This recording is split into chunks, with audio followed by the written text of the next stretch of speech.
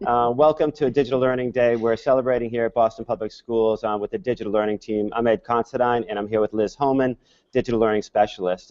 We're broadcasting live on a YouTube channel, but we're also on our BPSLearns site, which is at learn.mybps.org. And here you can see the video live, but you can also click here to ask questions to our virtual panel. We have some guest teachers here who are going to share their digital learning experience with us in just a moment. But you can ask that, and the questions that you can ask can be done at the BPS DLD panel site, and that's at today's meet, where you can ask questions. We hope that you're able to ask questions, and we can put those questions to our panelists. We're also, at our site, we have some resources where you can see this actual slideshow that we're broadcasting now. So there are some resources that we're going to share from this slideshow, some websites and other ideas for nominating a digital champion. So please, after the broadcast, please take a moment and share this with colleagues. We're always happy to gain more people who are in the discussion about what it means to be a digital champion in Boston Public Schools. But in the long run, we're really looking to help students and teachers develop those digital literacy skills that we often call 21st century skills. And we're on our way with this type of participation that you all have.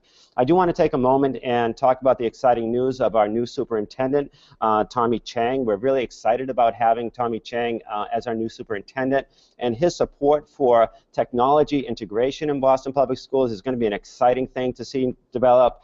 He's got an idea, a vision of 3-screen day, which he likes to have students accessing content each day, to be able to create content, and then to be able to share and disseminate. So it goes right in line with our 21st century skills and our digital literacies that we know are essential for our students to be successful in college and career. And we are excited to have him as our new superintendent, and congratulations to Tommy Chang for joining Boston Public Schools. We're going to move on right now to, I'm going to turn this over to Liz Holman, a fellow digital learning specialist and new to Boston Public Schools. We're really excited to have her in our district. She brings a lot to the digital learning environment here at BPS, and I'll let Liz introduce herself. Good afternoon, Liz. Hi, everybody. So glad you could join us. Sorry we ran into a little bit of a snag there that I think was actually me. Not technical difficulties on anybody else's end. But I want to say welcome. I'm so glad that everybody could join us today. I'm going to go ahead and share my screen and give us a little bit of a framing context, also introduce all of our panelists. We are so very lucky to have 4 BPS teachers joining us today, along with a member of our team here at Central Office who's Assistant Director for the Social Studies Department. So really quickly, I'm going to share my screen and introduce them. So with us today, and I'll have each of you wave as I say your name, we have Kelly Corrigan, who's a technology instructor at Jeremiah Burke High School, Mary-Alyce Whittam, who's a humanities teacher at Kennedy Health and Careers High School, Adam Shopis, a science teacher that says Boston Latin Academy. That is just, no, that's right. That's Boston Latin Academy. Yeah, that's right. That's right. Okay, and Nima Avashia, an 8th grade civics teacher at the Denver McCormick K-8 school, and Natasha Scott, who's the Assistant Director of History and Social Studies here at in BPS in the Instructional Research and Development Department. So thank you all so very much for joining us. I want to give a little bit of a framing context for our conversation today and talk about how we're thinking in BPS now about using digital technologies in the classroom as doing a little bit more than just helping students be functional with computers. Helping them do things like typing and saving and organizing files is certainly important, but one of the things we're really starting to strive for is moving up the curve towards strategic digital literacies and helping students become really effectively literate in digital environments such that they can move across platforms, they can create in multiple modes in media, they can engage in responsible web usage, they can collaborate with their peers. And so these people who are here on our panel and so many other teachers in BPS are doing a lot to help students become strategic users of digital technologies. And we just want to highlight the different ways in which all of your practices help students with all of these skills, which are very important because you can't have strategic digital literacies. You can't feel very comfortable in digital environments unless you're also feeling functional in digital environments. If you don't understand how to save and organize files, for example, then you're going to have trouble creating in multiple modes in media. And so these teachers are going to talk about really quickly. They're going to give an overview of one thing that they do to support digital learning in their classroom, and they're going to sort of frame it in the context of this, this graphic here, and explain how that helps student learning and how that helps students become good digital learners in today's classroom. And then we're going to open it up for some discussion and invite you to ask questions of them. We'll ask some questions too, and just sort of talk about what's working, what challenges teachers face today, and how this looks across our district and across the country. So with that, I'm not sure who would love to go first. I had Kelly listed first, so she might want to start. She says, sure, good. But we'll spend about 5 minutes with each of you, having you talk about how you're supporting digital learning in your classroom or in the district, and then we'll open it up to some questions. So Kelly, I'll let you go ahead and get started. All right. Well, thanks for having me. I'm the multimedia teacher at the Burke. I have a program that's called Multimedia Communications with Gaming, and there's been a couple of tools that have just been amazing for me because every kid in the school will really be part of something like gaming, and in order to do that, I have to make sure that I provide something that is efficient for everybody of all different levels and everybody that's speaking any language. And one of the tools that I've used is Adobe Captivate, and I won't get into it too much because it's a software that's kind of expensive, but it's great, and there are other free softwares out there that you can do a similar thing. But basically what you do is you capture what's on the screen so that the students can go back and forth over the kids can go back and forth from what they're learning and what you're showing them, and they can pause the screen and then go back to what they were learning. The other thing is that it embeds perfectly into Google Classroom, and we've used Google Classroom all year so they can go back and forth and they can see what they're missing. Is very easy. It's very user-friendly, and I'm not really sure which part of that you'd rather me get into, so just let me know if there's anything. Well, can you talk about a little bit about what Captivate enables you to do and what it does for students? What is it that you get out of that you wouldn't have otherwise in the classroom? Did you say Captivate? Mm-hmm. So I'm going to share my screen for a second here and show you how. Hold on. So on our school website, you can see that I have a list of different videos that the students can choose, and what it does is it gives them instructions to go back and forth for, here you'll see a video is going to pop up. I'm afraid it might take a minute. Here we go. So it shows the entire screen. It allows me to video and capture the entire screen, so when the student presses play, I give the demo live, but they can then go back to their workstations and watch it as if, I was just saying. So we are going to learn how to airbrush people's pictures, and we're going to start with my picture. I've saved it right here. So that's just a quick, I don't want to take up too much of this. So Captivate is great for capturing your lesson that's on the screen so that students can refer back and forth to it. Thank you, Kelly. Who would like to go next?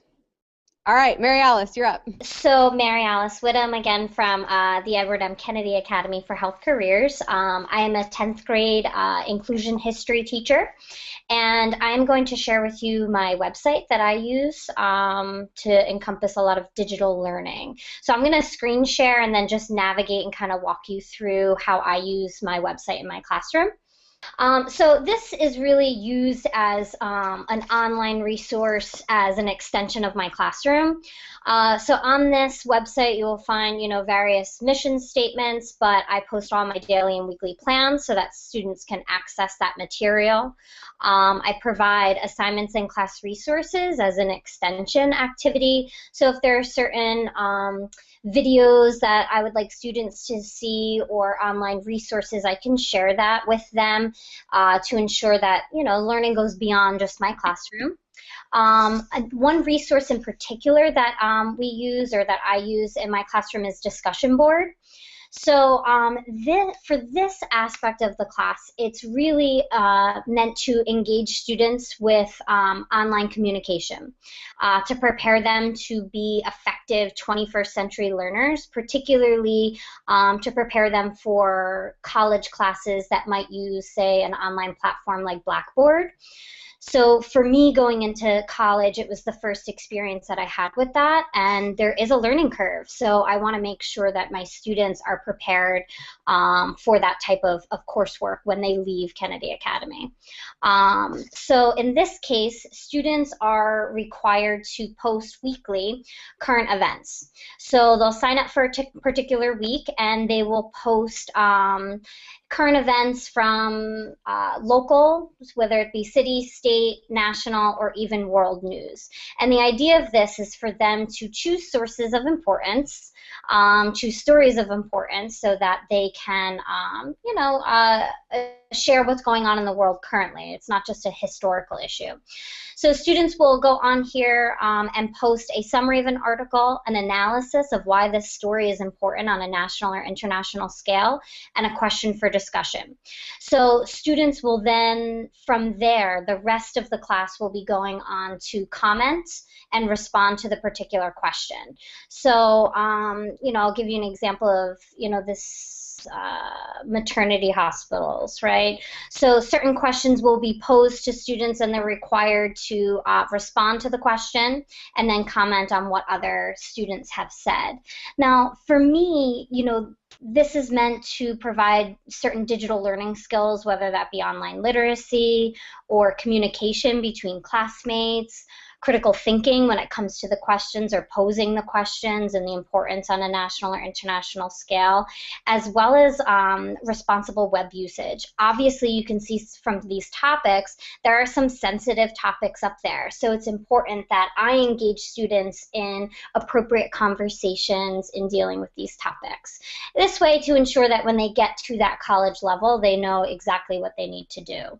And then on top of that, there might be a certain general discussion where students might pose questions about the class, or if they want to discuss ideas with classmates or to build study groups, they can use the general discussion forum for that. And then the next piece that I wanted to just share is the use of this website as a resource. So obviously I have some links on here that can bring students to aspects about their grade in my class using Aspen. Study strategies and organization. For me, it's about providing them with the right resources to help them take ownership for their education. So it could be about creating to-do lists or creating your own notes. One that students particularly like is creating and studying flashcards. They can use it on their phone, for example, as well as bringing them down to citing sources, evaluating web sources. This is one that I added today about evaluating web sources to ensure that the sources that they're using for their paper or their project are appropriate and credible. Using MLA formatting, plagiarism issues from the University of Southern Mississippi. So when I go through students about citing sources properly, particularly of importance within history courses, but also within college, that students know exactly what to do, and they take this little quiz to help them, as well as citing their sources using citation machines. So the idea is to ensure that students have access to the material and then can kind of take ownership. And then one last highlight, this is actually a Boston Public Schools library and media resource that I love students to use and wanted to share with teachers, particularly because it allows for equity and access for all students. So for example, one of them is the Britannica High School resource. If students were to use this resource, they could search any particular topic. So let's say, America 1920s. So if they were to find a source as long as my internet's working properly. If they click on one of these, the great piece about this is they can print it, they can email it, they can have the direct citation so that they can copy and paste that using whatever citation style, translate it into whatever home language they'd prefer, as well as listen to it. So students who are English language learners or who might have difficulty accessing tests or text could use this as a resource. So the idea is that this is supposed to be a base for the class, and then students kind of take ownership so that when they go on to that next grade level, they are prepared. And I believe that's all that I have for you. Well, Mary-Alyce, I just want to say something. You've not just given, it seems like you've really provided great access to content through your course website, your class website, but not only access, but you've really taught them how to be responsible in that environment, from particular online discussion protocols that are going to be expected of them in college, always with that caveat of these are the things you'll need at the college level, but also the responsible use of it. I'm sure that in discussions, the protocols for appropriate language and appropriate sort of depth of conversation and rigor in those is all part of that, as well as the citations and the responsible use of that. So you really seem to have packaged a whole bunch of things instead of just giving students access to content, but really help take learning to another level. How are the students doing with that? What changes have you seen since you've been using this website and this format? You know what? There's a learning curve. I'm a 10th grade history teacher, so in the beginning of the year there is a lot of direct instruction around how to and walking through on how to cite sources and when do you cite. Especially in a history classroom, that can be difficult because it almost feels like they almost have to cite everything. But there's a learning curve, and I will say that over the last few years, students have really jumped on board and done really well with it. What's great is the vertical planning that we've done from 9th grade all the way till 12th grade. So I'm one step on that ladder, but students have really learned quite a bit.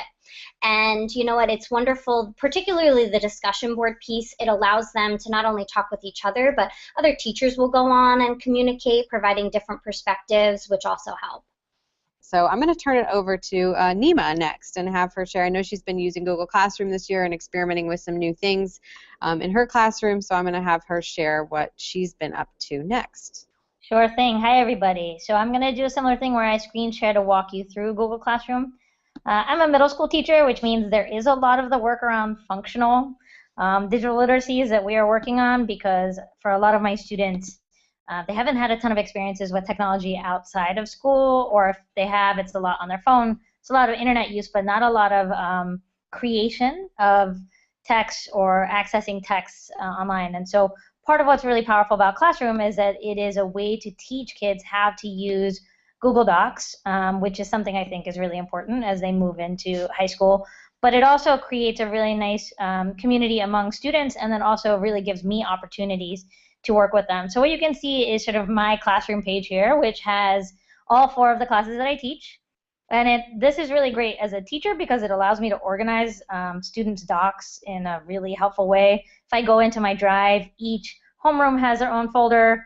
Each folder then has a separate folder for each assignment, and each kid has their own folder inside of that. And so it keeps things really organized in a nice way. But let's say you're looking at my class, and you can see the last assignment that they did using Classroom was a DBQ, a document-based question on lethal injection. And you can see who turned it in and who didn't. You can also see that I can sort of share, I can share the assignment with them, and there's a way in which I can share it where either all students get the same copy if you're doing something that's a read-only, or if you want kids all collaborating on the same document, or you can actually share documents such that each student gets their own copy. So if you were having students work on an essay or a PowerPoint and you wanted to create a template for them, you could create that template and share it out with all students to ensure kind of a uniform format across all of your students. It's also a really good place to share resources with students. We were doing a lot of research on high schools, and I was able to share links to different high schools. I've also had kids create and then be able to look at each other's work. So you can see they created high school research presentations earlier this year, and then I actually had all the students go into Classroom. I shared back out the presentations with them, and they could kind of gallery walk through the different PowerPoints to gather their own information from their peers' work. And then the other powerful thing about this is that I can use the commenting and chat features in a document to give students feedback on their writing as they go. So instead of waiting until they turn in a rough draft, there's the opportunity to comment, to edit, to provide feedback along the way, and to engage in a dialogue with kids about their writing throughout the process instead of waiting till the end, which I found kids really like. They like getting feedback earlier in the process, and they're very responsive to it. Getting a comment, they want to resolve it immediately. They want to ask a question immediately. Sometimes kids who are quieter are more likely to ask their questions using sort of the commenting and chat features than they would be to raise their hand and ask that question. So that's been really powerful too.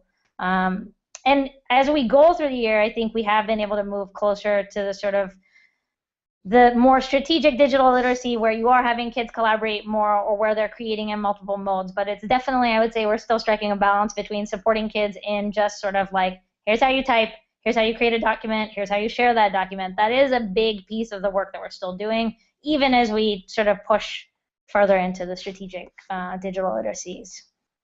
I have a question for you, Nima. I'm curious what you're talking about, sort of how you're moving towards doing some more of the strategic things, and you're building some of those basic skills with students and using technology, getting used to getting into those environments, getting used to engaging in them. What are some of the challenges that you've encountered in that process as you get students used to sort of working with you in that way and working with you in a way that's probably different from anything that they've seen in the past?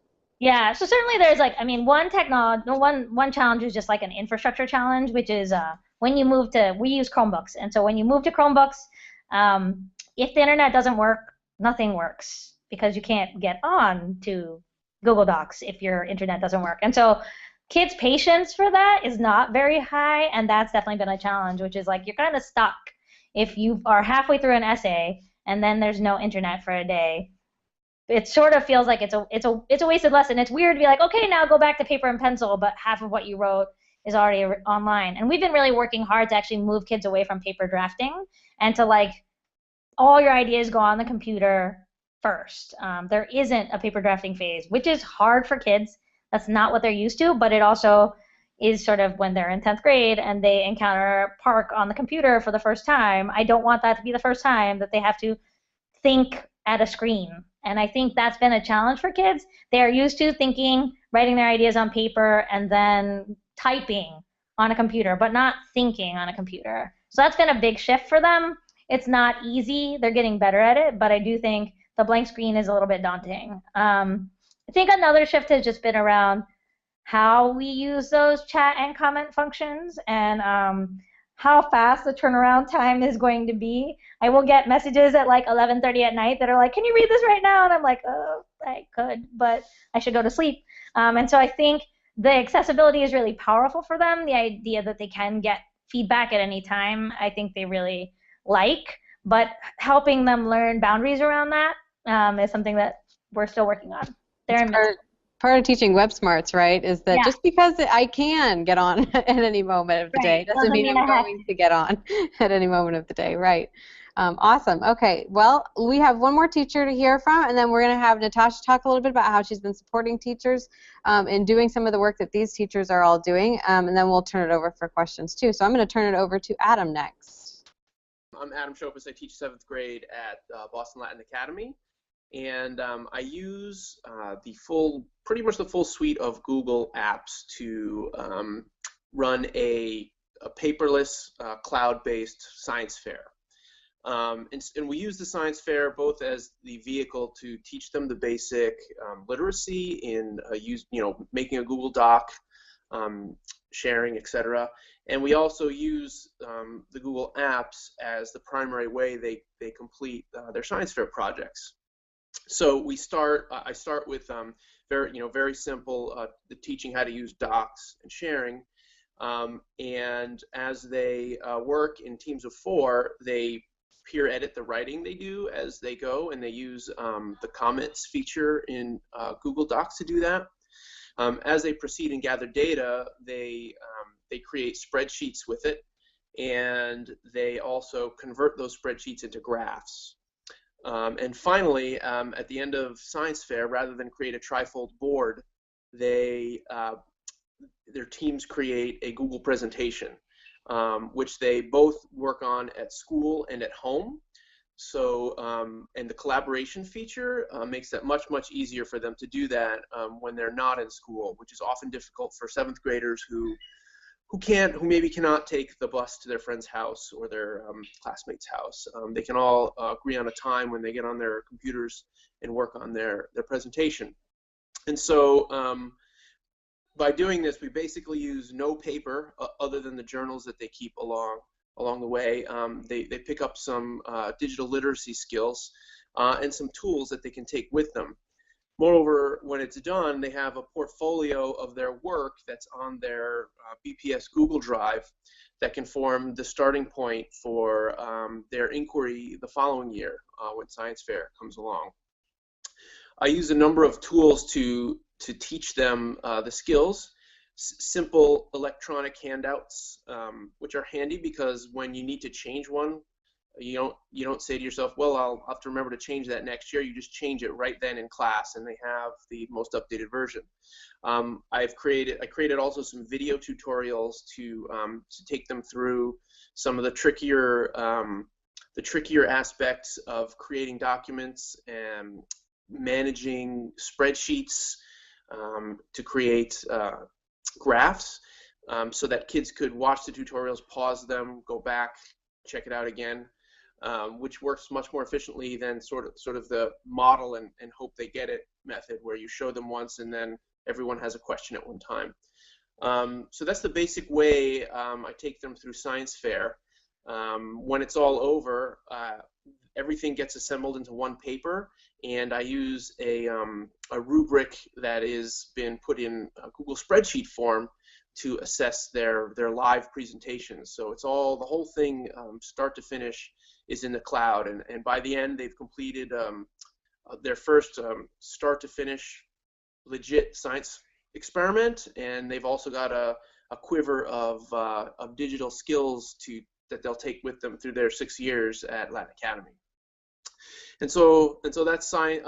One other thing I wanted to mention, using the Google apps, the cloud-based stuff, has also made it possible and easy to collaborate with other teachers on my grade level. For example, part of the students' science fair projects was tackled in their humanities class, where they did background research for their projects. The humanities teacher was working on sourcing, identifying legitimate sources, evaluating sources on the internet. And so we used science fair as a vehicle for that. So they did their background research with the humanities teacher, which resulted in a bit of writing, which was on a Google Doc, which they could then just access when they came into science class and use it for their investigations. So we were able to spread out the science fair and sort of get a grip on its interdisciplinary nature in their different classes by using sort of the flexibility that the Google apps work in the cloud with. And so that, in a nutshell, slightly large nutshell, was how we used our cloud-based science fair. I'm sorry I can't screen share. I'm on my phone. Adam, thanks. It's good seeing you and the passion which you bring to this work. Just one of the things that many of you addressed here today, and Adam just highlighted it, is that the teaming that goes on, or the collaboration that goes among staff. Mary-Alyce, you mentioned it in your vertical planning, and Nima, I know at the middle school level it goes on. So how has the digital literacies and Google in particular helped you foster that sense of collaboration with your colleagues and the sort of community and culture around technology in your buildings? Just anyone, before we go on to Natasha, just to sort of talk about the environment around the community of learning that goes on using technology. So it's actually been really neat at my school because it's created a much more open culture around sharing and giving feedback on student work.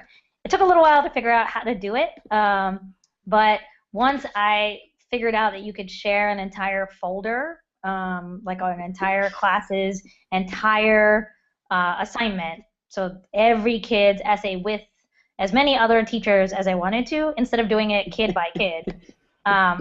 It was incredibly powerful to be able to like share and add my principal, and add city or core members, and add the special education teacher, and add the English teacher, And then kids are getting feedback from tons of people. They're seeing comments from all kinds of different adults in the building, not just me, but lots of other adults who are invested in their writing and invested in supporting their development as writers. And I think it has made it much less isolating for me as a teacher, who's not just staring at kids' work again and again, but also help kids realize that like the more feedback you get, the better. And so then kids were starting to ask, can you share this with, help me share this with my sibling, or help me share this with my mentor, or help me share this with someone at my after-school program. And it just has really opened up the writing process as a much more communal process and a much more revision-based process. It's not just like I wrote it and it's done. Instead, it's like, no, I wrote it. Now I'm going to get some people to look at it, and I'm going to fix it again. I'm going to have them look at it again. That sort of iterative process, I think, it becomes much more authentic for kids when you actually have an audience for your writing, instead of you're just your teacher being like, well, fix it again, fix it again, fix it again, with no audience. I agree. I mean, that's something that, happens with the discussion board, and, every teacher, every individual can provide a different perspective to get students to think about a current event on a different level or in a different way. But even beyond, looking at student work, I think that places like Google Classroom have really helped my colleagues and myself to provide some consistency for students. So I'm just going to screen share very quickly. The 10th grade team, for example, has gotten on the same page, and we have a whole list of documents, whether it be weekly plans or bathroom passes or our syllabi, language objectives. Every aspect of our teaching, we have tried to provide some consistency, which it really helps with students or for students. Even our weekly plans, this way we can see, who is doing what in their classrooms, what, topics can we collaborate on, and it's been wonderful. That helps with that helps the students too, I find. It helps to break down, desegmentize their classes. I think I just made that word up. So when the student asks how to format this writing they're doing, and I say MLA format, well, it's a Google Doc just like they had an ELA, and they spend a week on MLA format, and it's really not a big deal. Whereas students coming, when they go from one class, they kind of leave everything there and come to their next class, and they have nothing to do with each other. I find that it makes it much easier, and the walls sort of come down and much more fluid. Yeah. I find also it is amazing how much more reliable it all is. I mean, everybody seemed like for the longest time to be losing their flash drives or whatever, and now it's in one place. You know where it is. You can get to it wherever there's the internet, and there's just a consistency there that helps them provide a better feel for their own product. Yeah, and Adam, just to touch on something that you had said earlier, something that we're working on in the history department, which Natasha would be interested in, is establishing student portfolios, digital portfolios. Rather than me lugging the boxes of files to the 11th grade teacher, they're now building that digital portfolio, which is important. Well, thanks for responding to that question. And Nima, something you said just really struck a nerve with me, and that is the whole connectedness that the technology brings, not just to teacher and student, but to other members of the adult staff in the building, whether that's outside agencies and school leaders and parents, that the whole idea of connected learning, that technology provides this sort of vehicle to make all those connections. And as Kelly just said, you're not losing things anymore, and it's not as, what's the word, Adam? Is it desegmentized? What was the new word you just made up? But it's really true. There's connectedness in all you do. So thank you for responding to that. And let's get to Natasha, because she's just dying to talk about her response to these questions. Thanks for being patient, Natasha. Not a problem. So hi, I'm Natasha Scott. I am one of the assistant directors from the history department, and I am very excited to be here tonight because the conversations about Google collaboration, presentations, Google Docs is something that at the district level we're really trying to get more consistency on. So it's really exciting to hear that being used within schools. So one thing that I'm going to share today is going to be the Boston the History of Boston Busing and Desegregation website that the History Department worked really hard on collecting, and it kind of encapsulates everything that everyone's been talking about when we talk about digital literacy and teaching the importance of citation, documentation, and really curating all the resources out there. So what the History Department did is we did research, we curated a variety of different media. So we have audio, we have some film clips, we have some images, and we put them all into one location. Then we had an amazing web intern who designed a beautiful website, which I will show you now. And on this website, what we did was we set up the opportunity for, let's see if this shares properly. There we go. Okay, so this is our Boston Busing and Desegregation website. And so what we did was we have our homepage, which really just introduces everyone to the resources that we curated and kind of the overview of the project in terms of in memory of the 40th anniversary of the Forced Busing Act. If you scroll down, we made a point to give a word of thanks to all of the community organizations that helped us with this project and either had conversations with us, gave us resources, really just to model the importance of collaboration when you're working on such a big project. And we also have, I'll skip over to the teacher side and then I'll go back to the resources. Within the teacher side, what we did was using Google Docs, and we wrote lesson plans for elementary, middle, and high school, and within those lesson plans we embedded links, we embedded audio, really trying to have a multimedia experience when learning about the history of Boston busing.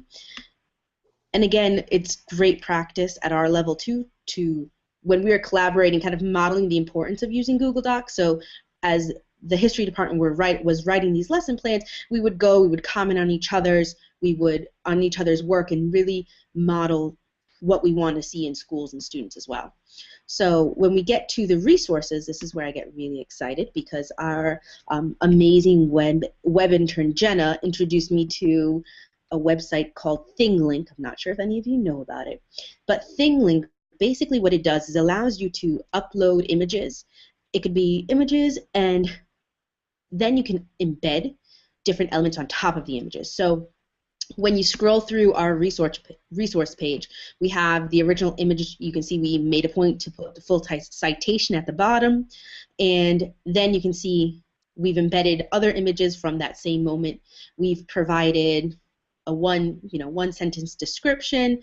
We've included the link where you can get it. We've included, again, the citation and just any notes of what grade level we thought this would be appropriate for, and really trying to show consistency across all of the different images. So again, here's another image that we have, and when you scroll over, these are actually audio clips to students. So students who were in 6th grade in 1974 reading an essay that they wrote at the end of the year, so at the end of this year, first year of busing, and as adults. So it's really moving to hear them read their pieces now, and it's just an awesome opportunity to make a primary source. Here you have a primary source, which is an image, and now you're embedding even more layers onto it, and this is something that you could share with students and make it even more interactive. And so one of my favorites is actually this map. So here you have a map. We've overlaid it with the names of the different neighborhoods in Boston, and then when you scroll over, each of the images, actually, each of the symbols, I should say, represent an image that actually occurred in that location. So what we did is we took these images, we then embedded it on top of this map. So now this not only represents a map of the city, but it shows students with just a hover kind of what the atmosphere was like in that area. So ThingLink was something that I was really excited about. I keep sharing it whenever I'm talking to anyone about digital resources, because it just provides an opportunity to make something more interactive. So it's no longer just looking at a photograph, but you can embed. So this is, and the other exciting thing about ThingLink is it is free for educators, so you can create a free account, and then you can actually add students onto a class, and so they can learn how to develop these images. And you can actually click on one of the images, and let's see if it'll take me to it. Okay, So when you click on the images, it can take you to it takes you to the website. You can edit it. Okay, you can add different elements. Now, the other nice thing about the Thing link is you can share it, you can embed it in different documents. I haven't figured out how to embed it into Google presentations yet. That's slightly frustrating, but I'm working on it. But it also keeps analytics for you. So as you're using the Thing links, it keeps track of how many people have actually hovered over, clicked on, and used the resources that you're creating. We've got some Thing link love going on over in the chat. People are thinking this is pretty cool. When Natasha first showed us this, we were like, "Oh my goodness, that is the coolest thing!" And it's It's really easy to use. Yeah. It's completely free for educators. You just sign up for an educator account. It is awesome. It is literally the web intern had showed me the link, and I just started playing with it. She's like, "You just did that?" I'm like, "Yeah, you just embed something really easily right here." So it's something that is user friendly. You can have students create it. You can share it with students, and now you're just taking these primary sources to a whole different level by having kids actually engage in either the creation or exploration. And just layering all the levels of knowledge. And I think one of the most powerful things about it is both having students you can have students engage with it and sort of get information in multiple media, sort of as a text reader. But you can also, you're right, have them make their own Thing links and potentially submit those to you. And so that's them given a space that's maybe not as difficult as creating media, say in Photoshop or making their own video. This is a little bit easier for them to access, but it requires them to pull multiple media, multiple sources together. So if they're learning how to do research online, then maybe this helps them present it in a unique way. So it's, with a lot of these tools, it's not so much about the tool as it is about where that lands them on their learning and literacy skills. Exactly. So, yeah.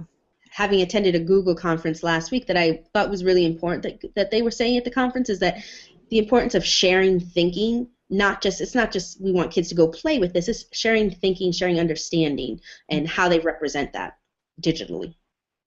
Well, Natasha, that gets to sort of the diagram that we like to go back to, and that is just I'm just going to bring it up here for a second, and the functional literacies versus the strategic literacies. And this one here, and each one of you talked about accessing issues and how it's important to teach those functional skills, and at the middle school level especially on NEMA there's a lot of that going on, and Mary-Alyce, you spoke to it as well.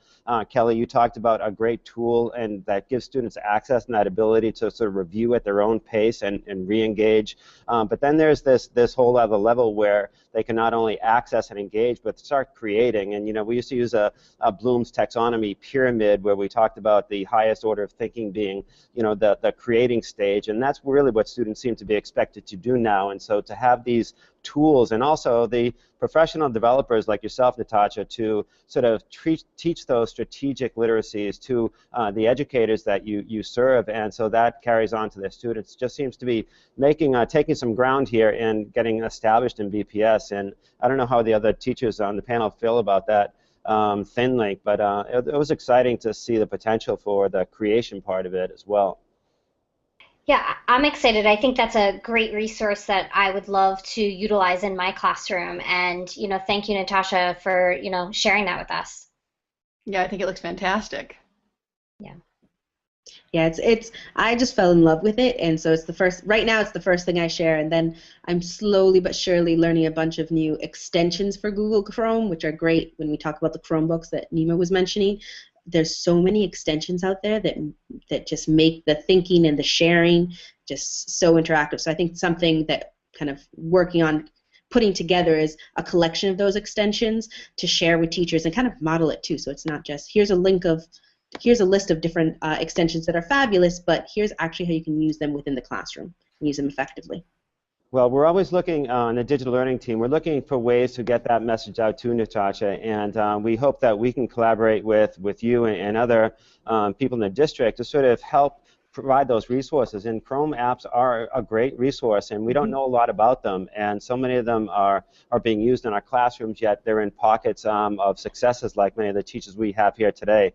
So we just want to share sort of some resources that we have available to us, and that is sort of the OIT blog, or the Digital Learning Team blog too, at BPS Technology website, and we can access the blog where we try to write on different things going on in the schools, and we look forward to some of you contributing to as well. So I think that Liz is going to sort of ask the next question to help us sort of get ready to close out this great discussion. Sorry. You muted yourself before you were done. Yeah. She's usually muted. Sorry. All right.